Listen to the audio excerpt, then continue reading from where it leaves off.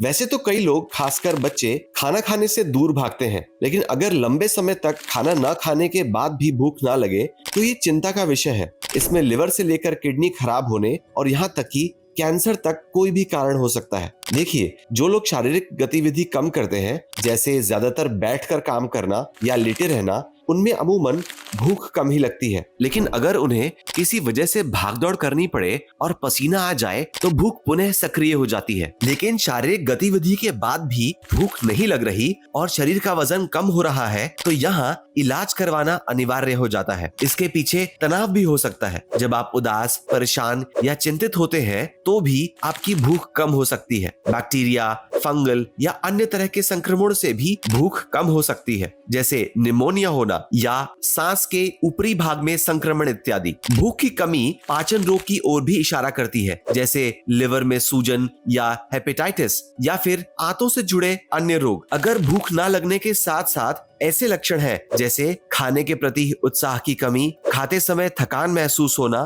तो आप कुछ घरेलू उपाय कर सकते हैं। इसके बारे में आइए हकीम सुलेमान जी से जानते हैं। 1 साल का, उन आंखों में एलर्जी है। ठीक है, 10 साल का है ना? हाँ जी, 10 साल का है। उनके आंखों में एलर्जी है, तो मैंने उनको दिखा दिया हॉस्पिटल में। तो डॉक्टरों ने बोला कि ये 12 साल का होगा, तब तक ऐसे ही रहेगा और उसके बाद में रेडी हो जाएगा।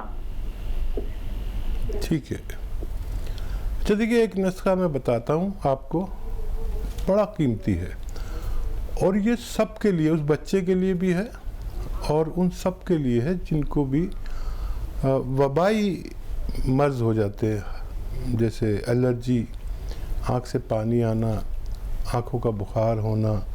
ये मौसम बदल रहा है, बरसात और बरसात के बाद के मामलात, आँखों की बीमारी, आई फ्लू हो जाता है, ऐसे लोगों के लिए। देखिए, एक जड़ी बूटी है जिसको कहते हैं मुंडी बूटी। मुंडी बूटी बहुत सस्ती आती है, मेरे ख्याल से 5-10 रुपए की इतनी सारी आ जाएगी कि आपका पूरे मोहल्ले के लिए काफ़ी।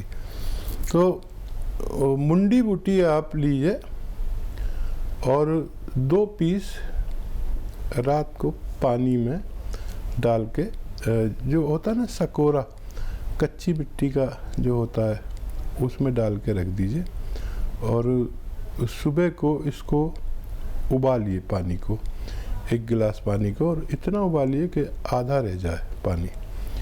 रोज़ाना ये पानी आधा गिलास इस बच्चे को पिलाइए। बहुत जल्द इस बच्चे का ठीक होना मुमकिन है।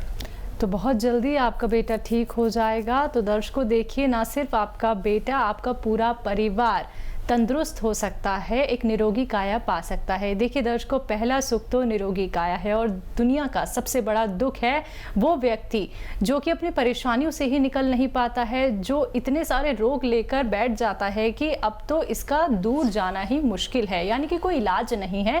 सारे ट्रीटमेंट